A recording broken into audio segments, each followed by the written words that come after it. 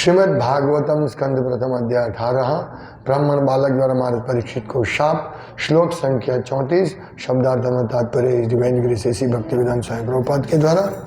ब्राह्मण ही क्षत्र बंधुर्हि गृहपालो निरूपितः स कथम तद्गृहे द्वाहस्थः सभाण्डं भोक्तुमर्हति। शब्दार्थ ब्राह्मण ही ब्राह्मणों द्वारा क्षत्र बंधु क्षत्रियों के पुत्र ही निश्चय ही गृहपाल रक्षक कुत्ते निरूपित नामधारी सह वह कथम किस बल पर तद्गृह अपने स्वामी के घर में द्वार पर बैठा सभाण्डम उसी भांडे में पात्र भांडे में उसी भांडे में मतलब वही पात्र भोक्तुम खाने के लिए अर्हति योग्य है।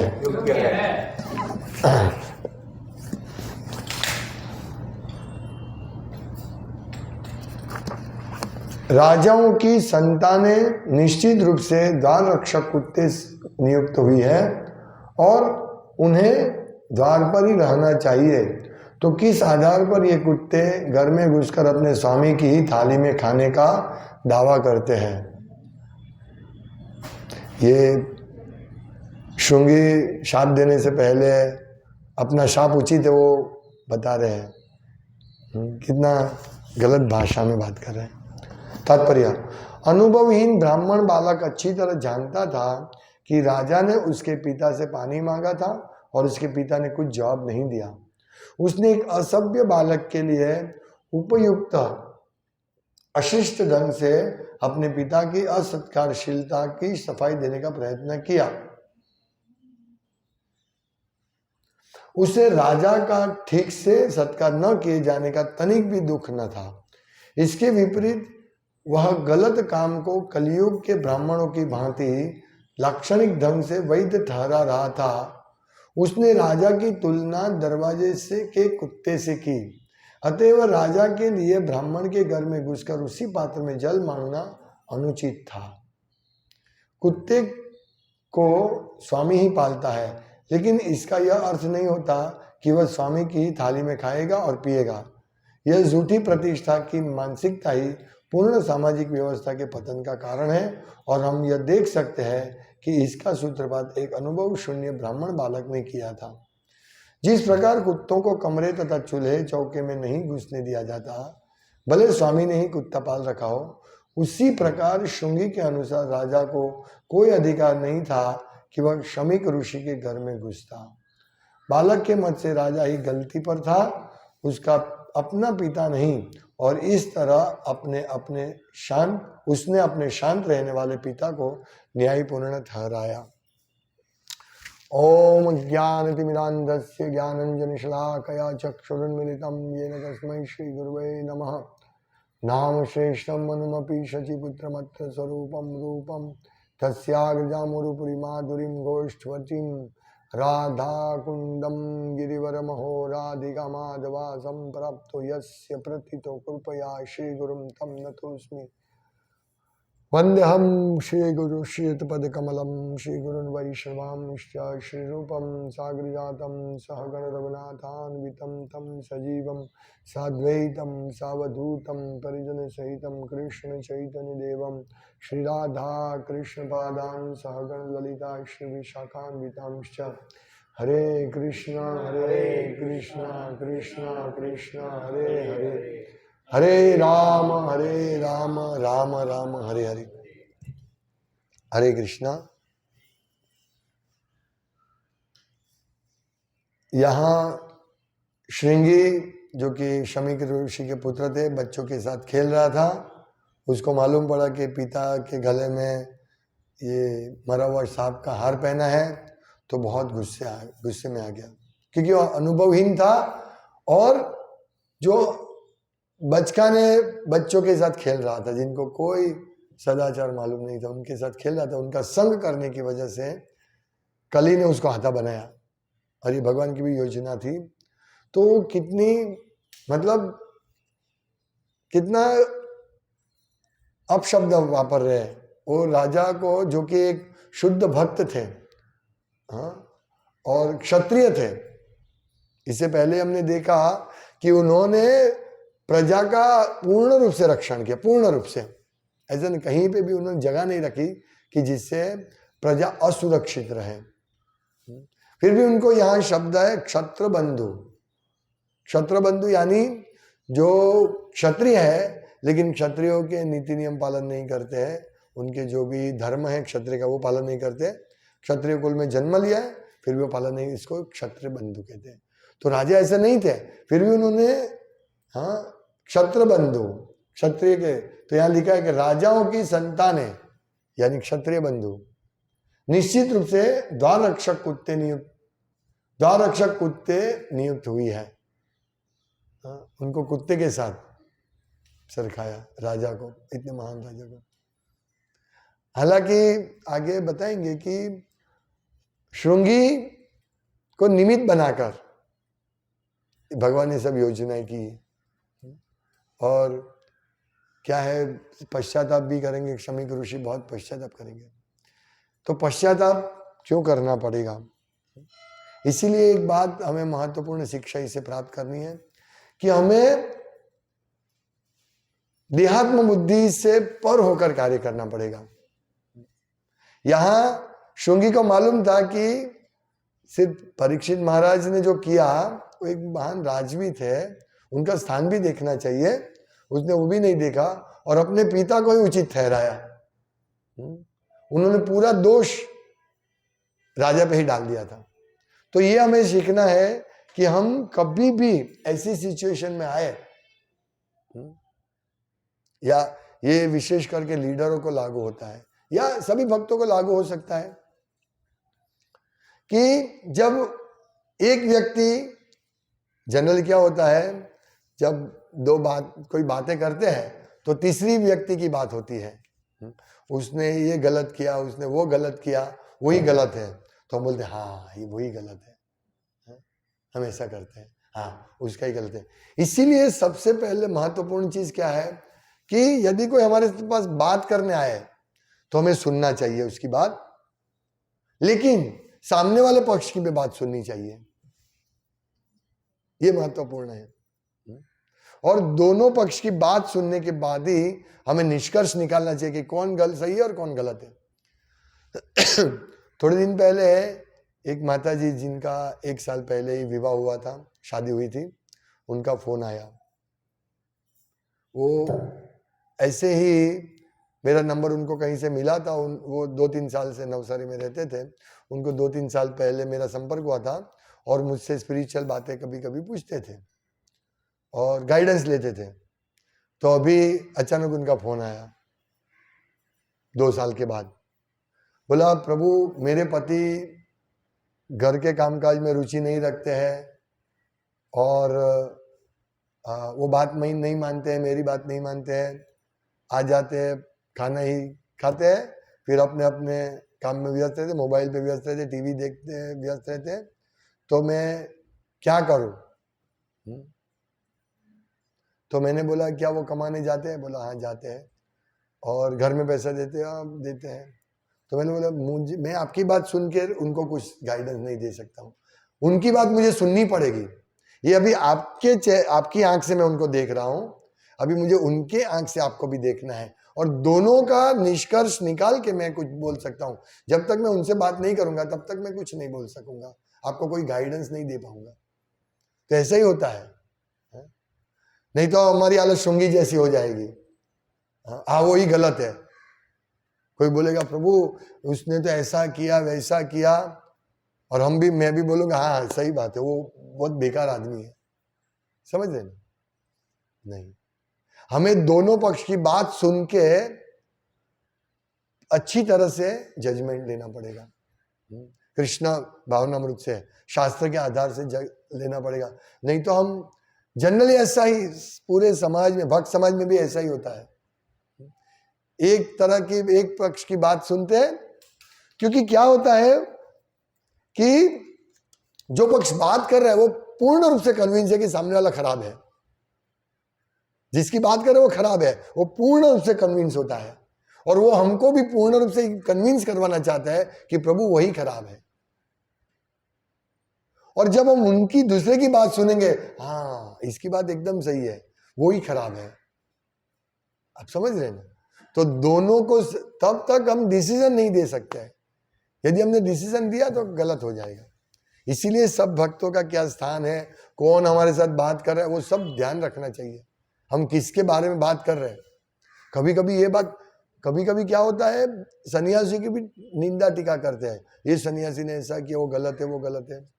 ठीक है, हाँ, हम बहुत अपरिपक्व है इस अवस्था, इस बात में।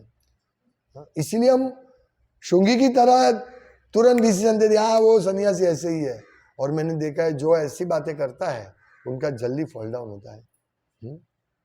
ऐसे लगता है कि हाँ वो बहुत अच्छी साधना करने के बावजूद भी, लेकिन जो भक्त ठीक तरह से सिचुएटेड है, यानी अच्छी तरह भक्ति, सेवा भक्ति करता है, वो इस प्रकार के बातों में नहीं फंसेगा।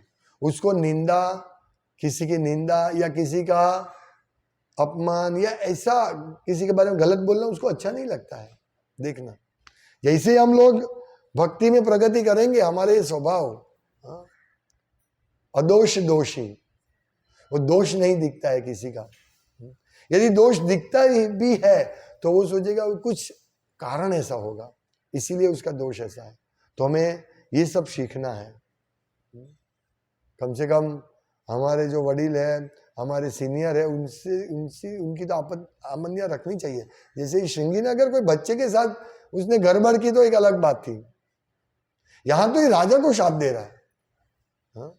और अपना पिता को बिल्कुल भी, वो उचित है। यहां प्रभुपाद लिखते हैं कि उसने एक असभ्य बालक के लिए उपयुक्त अशिष्ट ढंग से अपने पिता की असत्कारशीलता की सफाई देने का प्रयत्न किया। यहां लिखा है अनुचित ढंग से, उपयुक्त अशिष्ट ढंग से। वो ये बालक है, बालक ऐसी गलती कर सकता है, लेकिन हमें शिक्षा लेनी है कि हम ऐसी गलती नहीं करें। ये बहुत बड़ी शिक्षा है। हम यदि ऐसी गलती करेंगे तो हमारी क्या हालत होगी, सोचिए। इसीलिए किसी की बात करने से पहले, किसी की बात सुनने से पहले, भाई रुकिए, मैं उसकी बात सुन लो, बात सुन लो। हाँ भाई, प्रभु वो इसने ऐसा किया, वैसा किया है, तो एक साइड की बात सुनो, लेकिन जजमेंट मत लाओ। इससे बहुत बड़ा गलती हो सकता है, बहुत बड़ा। मेरे गुरुमान ने एक प्रवचन दिया था कि कभी कभी क्या होता है कि कोई व्यक्ति बहुत अच्छी सेवा कर रहा है और दूसरा व्यक्ति जो वो भी उसके स्थान पे या उससे नजदीक ही रहता है, वो उसके बारे में ऐसा प्रोपेगेंडा नहीं, उनके सबूत निकाल के वो उसको उस स्थान से निकलवा देता है। लेकिन बाद में पता चलता कि वो रहता तो अच्छा होता, क्योंकि परिस्थिति और बिगड़ जाती है।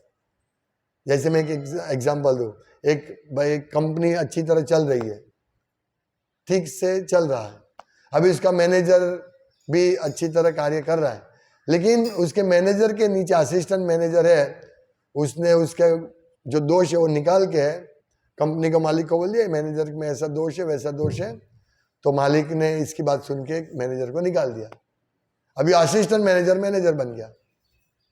तो वो जो मैनेजर है, वो मैनेजर नया असिस्टेंट जो बना, उसकी वजह से कंपनी में ज्यादा प्रॉफिट नहीं हो रहा था और घाटे में जा रही थी।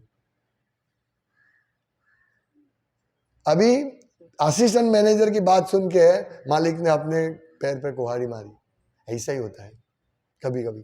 इसीलिए दोनों पक्ष की बात सुनना है ध्यान से। भाई चलो, इसने बोला ये भक्त में गलती है, चलो ओके, बैठ के बात करो। ये भक्त में गलती है, उनको बिठाओ, आप अपनी बात बोलो, वो अपनी बात बोले, फिर सुनना है। फिर हमारा जजमेंट नहीं। कभी कभी क्या होता है, प्रभु जी मैं अनुभव कर रहा हूं वो गलत है और आप उनका पक्ष ले रहे हैं, ऐसा होता है। ऐसा मेरे साथ भी हो रहा है। लोग सोचते हैं कि मैं उसका पक्ष ले रहा हूं, समझाते हम लोग कि भाई, जस्टिफिकेशन देते हैं कि भाई आप जो बोल रहे सही बात है, उसमें दुर्गुण है, अवगुण है उसमें, लेकिन उसकी भी, वो भी, उसका भी गुण जो है वो भी देखो ना। अरे प्रभु, आप तो उसका पक्ष ले रहे हैं।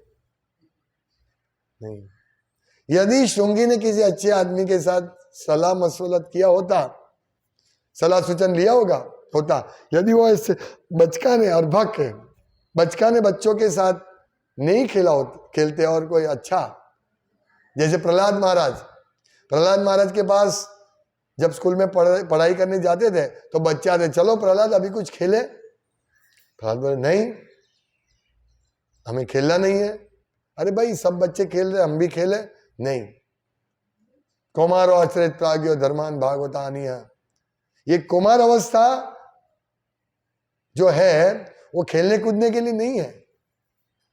लोगों ने इसका गलत ये निकाल दिया। कुमारो आश्रित प्राज्ञो धर्मान भागवतानी है। कुमार अवस्था से भगवान धर्म को समझना है, भगवान की भक्ति करनी है। क्यों? दुर्लभम मानुषम जन्म, ये मनुष्य जन्म बहुत दुर्लभ है।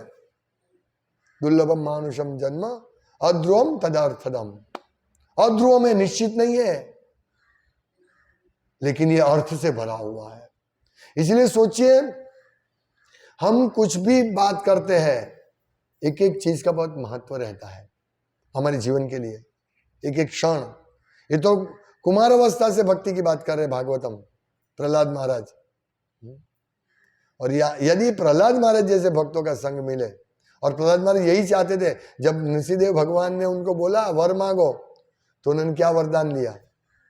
मुझे कुछ नहीं वर चाहिए, यदि आप वर देना चाहते हो तो मुझे मेरे गुरु नारद मुनि और भक्तों के संग में रखो, मुझे और कुछ वरदान नहीं चाहिए। सोचिए, ऐसा वरदान चाहिए। इसीलिए भक्तों के संग में रहना है, नहीं तो हमारा ये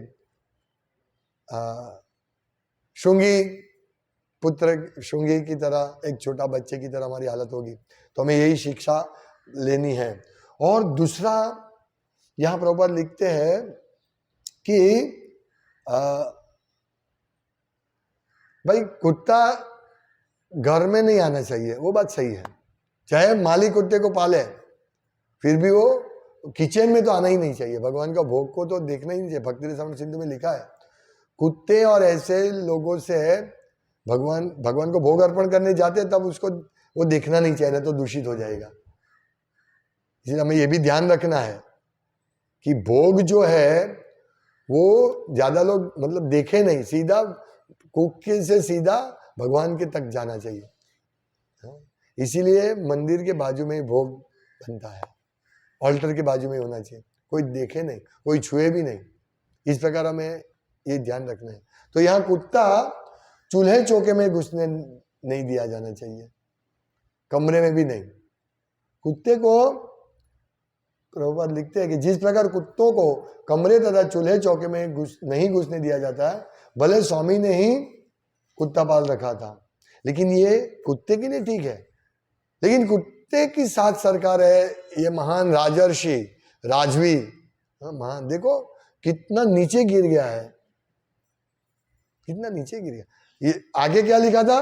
तेजस्वी, अति तेजस्वी, अति तेजस्वी। मैंने बहुत अच्छी तरह व्याख्या की है कि भक्त इतने भी, कितना भी महान क्यों ना हो, उसको सावधान रहना चाहिए, क्योंकि माया कहीं पे भी घुस सकती है, एंड नहीं है।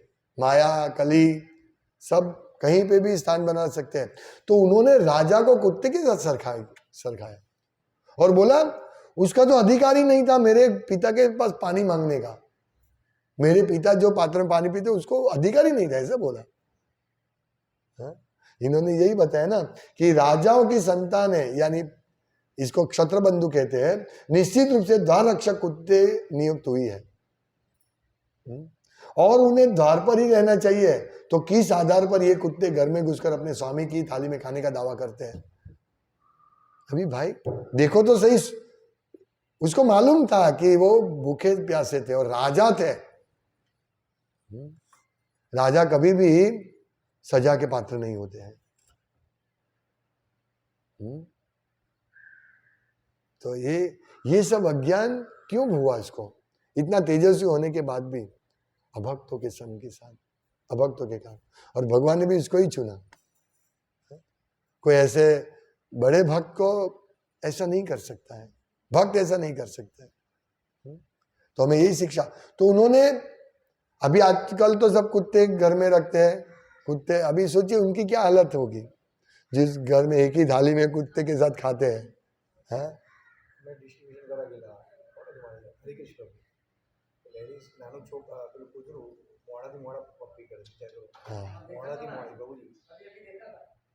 अभी हम लोग मैं एक घर में गया, डॉक्टर का बड़ा बंगला था, बहुत बड़ा बंगला, वो अकेला रहता था, डॉक्टर था। तो कुत्ते, बेलमाना कुत्ते का आवाज आया तो भसने लगा।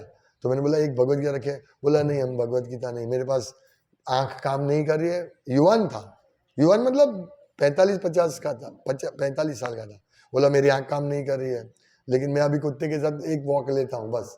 मतलब इतना खराब हालत हो गया है इस समाज का कि भगवत गीता की साइड में रख के कुत्ते के साथ घूमता है।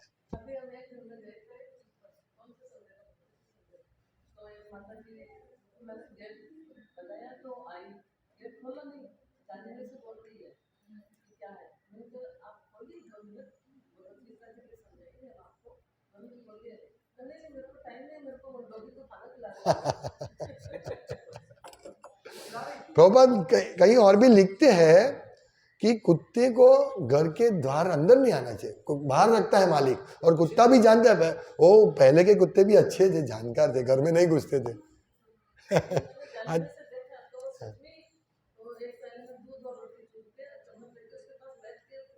खिला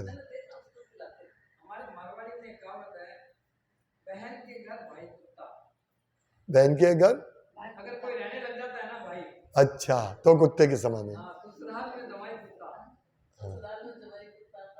अच्छा मतलब कुत्ते, और आज वही मारवाड़ी लोग भी कुत्ते पालते हैं। हाँ अच्छा, सही बात है।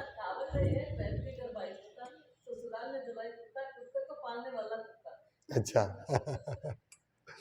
ये कहावत ऐसे तो नहीं है ना, ये कहावत है, मतलब इसका ये होता है ट्रेडिशनली, ये सब कहावत सही होती है और ये बात सही है।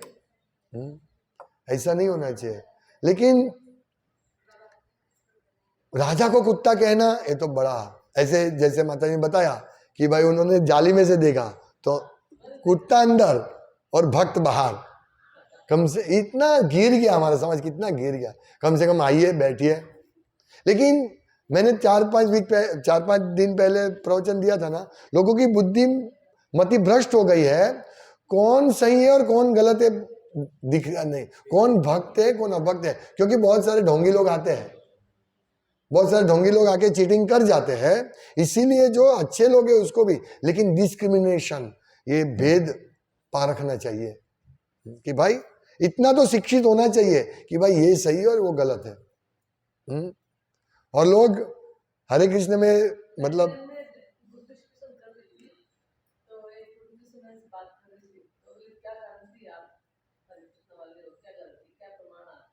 हाँ हाँ हाँ अच्छा सही बात है। हाँ ये बहुत बार ऐसे होता है, फिर उनको रियलाइज होता है कि ये लोग तो ऐसे बहुत बड़ा कार्य कर रहे हैं, बहुत बड़ा कार्य कर रहे हैं, फिर उनको रियलाइज होता है। एक माता जी ने ऐसे ही नहीं बोला दरवाजा, पता नहीं आप टीका रहे कौन है, फिर बाद में उसको समझाया, थोड़ा सा बाहर से बात कर रही, कोई बात नहीं माता जी आपकी भगवान देख रहे हैं। फिर बाद में मैं बाजू में गया, फिर बाद में वापस बुलाया दरवाजे के बाहर से, बोले देखिए भैया मैं आपको गलत समझ रही, मेरे को कहाँ तक अभी तक अनुभव रहा उसके साथ सेवा में,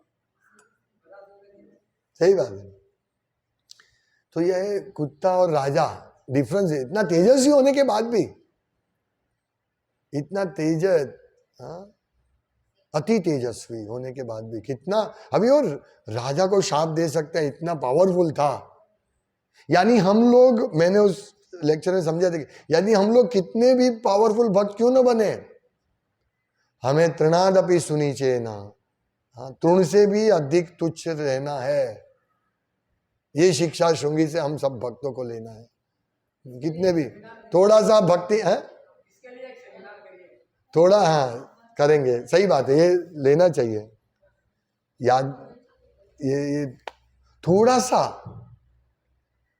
हम लोगों को सेवा मिल गया, हम लोगों ने थोड़ी सी भक्ति कर दी और हम अपने आप को महान मानते हैं। ये है कनिष्ठ अधिकारी का चेतना। कनिष्ठ अधिकारी ऐसे होते हैं, वो और भगवान, कनिष्ठ अधिकारी को और कोई भक्त का दिखता नहीं है, वो भक्त सामान्य जीव को फर्क नहीं पड़ता। लेकिन हमें मध्यम अधिकारी के प्लेटफॉर्म पर आना है कि जहां अभक्त कौन है, भक्त कौन है, भगवान कौन है, मुझे किसके साथ संग, ये मध्यम अधिकारी का कार्य है। इसीलिए हमको कम से कम मध्यम अधिकारी के साथ रहना है, अरे मध्यम अधिकारी बनना है, मध्यम अधिकारी भक्त बनना है हमें। ये नहीं तो कनिष्ठ अधिकारी क्या है, वो हमेशा मुंह से कूड़ा कचरा ही दूसरे लोगों के लिए, वो और भगवान, बस वो भगवान के लिए प्रेम है, उसको भगवान के लिए प्रेम है, और मैं और मेरा भगवान, बस। भक्त कुछ उनके लिए नहीं है। तो यदि हम ठीक तरह से व्यवहार नहीं कर रहे हैं तो हम कनिष्ठ अधिकारी हैं। इसे हमें देखना है किसका संग करना है। कभी कभी देखो इससे पतन होता है, कभी कभी गुरु लीडर की लोग निंदा करते हैं, उसने ऐसा किया, उसको ऐसा नहीं करना चाहिए, तो इससे क्या होगा मालूम है, हाँ, वो भक्त का पतन होता है, हो सकता है ये निंदा करने से, हाँ, क्योंकि वो जाने भी ना ऐसा करता है ना। अभी ये श्रृंगी की वजह से पूरी ब्राह्मण कास्ट का पतन हो गया, एक व्यक्ति की वजह से, सोचिए। तो इसीलिए हम लोगों को गुरु, भक्तों, हाँ, और सामान्य जीव, द्वेषी जीव, ये सब डिफरेंस दिखना आना चाहिए। ऐसे नहीं किसी को भी हमने बोल दिया हाँ वो ऐसा ही है, अरे देखो तो सही वो क्या सेवा कर रहा है, वो भक्त क्या है, उसकी क्या सिचुएशन है। इसने बोल दिया राजा कुत्ता है, कुत्ते के समान है क्या। ऐसे हम लोगों को ये शिक्षा लेनी है। हम लोग अनुभवहीन नहीं होना चाहिए, हमें एक्सपीरियंस होना चाहिए। हाँ, नया भक्त कर ले तो ठीक है, लेकिन हम थोड़ी भक्ति करते हैं, उसके बावजूद भी अगर हम एलिगेशन करते हैं लीडर के प्रति, गुरु के प्रति, ये बहुत गलत बात है। ये शिक्षा लेनी है हमको, नहीं तो हम वही के वही रहेंगे या हमारा आगे भक्ति नहीं बढ़ पाएंगे। हमें देखना चाहिए ये भक्त ने मुझे भक्ति में लाए हैं, मुझे इतनी सेवा मिल रही है इस भक्त के कारण, वो हमें आगे बढ़ा रहा है। हाँ, और कोई एक गलती ढूंढा, छिद्रान्वेषण में रुचि, उसको फॉल्ट फाइंडिंग में रुचि रहती है, इसने ऐसा किया, उसने ऐसा किया। हाँ, चाहे वो आगे का सब भूल जाएगा, कितना मेरे पर उपकार किया। कोई हमको 1 लाख दे, हमें 1000 रुपए की आवश्यकता है, और कोई हमको 1 लाख रुपया दे, तो हम जीवन भर उसके ऋणी रहेंगे ना। भाई तुमने मुझे विकट परिस्थिति में पैसा दिया, मैं जीवन भर नहीं भूलूंगा। तो ऐसा ही है जो हमको भक्ति में लाते हैं, इनका उपकार है, हमें उनके बारे में गलत नहीं बोलना चाहिए, हमें कोई भी भक्त के बारे में नहीं बोलना चाहिए। यदि हमको लगता है कि इसमें दोष है तो वो जाके लीडर के पास जाओ या ऐसे अच्छे भक्तों के पास जाओ, प्रभु मुझे इसमें दोष, ये मुझे दोष दिख रहा है, मैं क्या करूं। दोष देखो, अगर दिखता है तो गाइडेंस लो दूसरे से, क्योंकि हमारी आंख से दोष हमें इतना ही दिखेगा, जबकि जो लीडर है या जो अच्छे थे उनको सब दिखेगा। हाँ? तो हमको ऐसे भक्त बनना है। यदि भक्ति में प्रगति करनी है तो, भक्ति में प्रगति नहीं करनी है तो बहुजन में करे यदि श्रवण कीर्तन, तबु तो न पाए कृष्ण पदे प्रेम धन। कृष्ण पद पे प्रेम धन नहीं मिलेगा। थोड़ा सा किसी ने इंसल्ट कर दिया, अपमान कर दिया, बस खत्म। अभी हम लोग, महाप्रभु ने बताया था ना कि घर में कितना भी झगड़ा होगा, घर में वो छोड़ेगा नहीं, नौकरी में बॉस कितना भी चिल्लाएगा वो छोड़ेगा नहीं, लेकिन किसी भक्त ने थोड़ा सा बोल दिया, वो भी शिक्षा देने के लिए, बस काय, किट्टा, आजीवन किट्टा। बोलेंगे नहीं, उसका मुंह नहीं देखेंगे, उसके सत्संग में नहीं जाएंगे, उसका संग नहीं करेंगे। ये क्या है? नुकसान किसका है? किट्टा हो गया। ऐसे बहुत सारे भक्त हैं, नहीं आते हैं यहां, क्या करेंगे? क्या कर सकते उसका? हम तो खुला दरवाजा खुला रखा है, शिक्षा दे रहे हैं, पर शुंगी बनना चाहते हैं तो क्या करे? इसीलिए शुंगी की शिक्षा हमको लेनी है कि जान मतलब कितना अपने पिता को हार पहनाया, हाँ, मेरे पिता को सांप का हार पहनाया। अरे भाई देखो तो सही पूरी स्थिति क्या थी। हालांकि इसको हम पलटा नहीं सकते क्योंकि भगवान की इच्छा थी, लेकिन हम इतनी तो शिक्षा ले सकते हैं ना कि हम शुंगी नहीं बने। फिर हम सोचे ये भी भगवान की इच्छा है कि मैं मंदिर ही नहीं जाऊं। ऐसा हमको नहीं बनना है भाई, हाँ? ऐसा नहीं बनना है। हरे कृष्णा। श्रीमद् भागवतम की जाय, श्रील प्रभुपाद की जाय। वाञ्छाकल्पतरुभ्यश्च कृपा सिन्धुभ्येव च पतितानां पावनेभ्यो वैष्णवेभ्यो नमो नमः। दन्ते निधाय तृणकं पदयो निपत्ते कृत्वा च काकुशतमेतदहं रविमि। हे साधव सकलेव विहाय दूरा चैतन्य चंद्र चरणे कुरुतानुरागा। हरे कृष्णा कृष्णा कृष्णा हरे हरे, हरे राम राम राम हरे हरे।